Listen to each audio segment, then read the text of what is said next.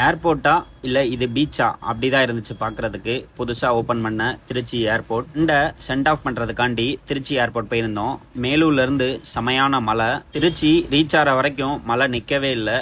நீங்களே பார்ப்பீங்க ரோட என்ன அளவுக்கு இருக்குது அப்படின்னு. வழியில் திருச்சி ஏர்போர்ட்டை ரொம்ப சேஃப்டியாக ரீச் பண்ணிட்டு உள்ளே போனால் அவ்வளோ தண்ணி தேங்கி நிற்கிது. சார் மேலே இருக்குது அப்படின்றதால அந்த வழியில் இருந்த மொத்த தண்ணியும் கீழே வந்து ஒரே இடத்துல டிஸ்போஸ் ஆகிறனால தான் இவ்வளோ தண்ணி நிற்கிது. அங்கே அவ்வளோ தண்ணி நின்னாலும் மேலே பாருங்கள் எவ்வளோ க்ளீனாக இருக்குது அப்படின்னு. ஆட்கள் வந்துட்டு போகிற இடத்த இவ்வளோ க்ளீனாக வச்சுருக்கிறது ரொம்ப கஷ்டம். அதுவும் கீழே இவ்வளோ தண்ணி இருக்கும்போது உங்களுக்கே தெரியும். இந்த ஏர்போர்ட் ஓப்பன் பண்ணதுலேருந்து நான் வரவே இல்லை. இதுதான் ஃபர்ஸ்ட் டைம். அதனால் பார்க்குறதுக்கு எல்லாமே புதுசாக இருக்குது அப்படின்றதால நம்மளோட வியூவில் அதை பார்த்துட்டு இருந்தோம். ஏர்போர்ட்டில் நிறையாவே வந்து நம்ம ஃபாரினில் பார்க்குற மாதிரி வியூஸ் நிறையா இருந்துச்சு.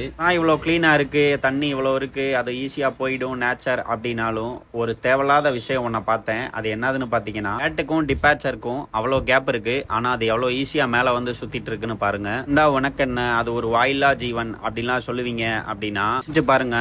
டிராவல் பண்றவங்களையோ இல்ல அவங்கள சென்ட் ஆஃப் பண்ண வந்தவங்களையோ கடிச்சிருச்சு அப்படின்னா அவரோட டிராவலே கேன்சல் ஆகிறதுக்கு வாய்ப்பு இருக்கு. எல்லாரும் சுத்தி பார்க்க போறவங்க கிடையாது. அங்க போறவங்க பாதி பேர் வேலைக்கு போறவங்க தான். நம்ம தான் கவனமா பார்த்துக்கணும். இது இருக்கிறது ரொம்ப டேஞ்சர் தான். எல்லாரும் கவனமா இருங்க.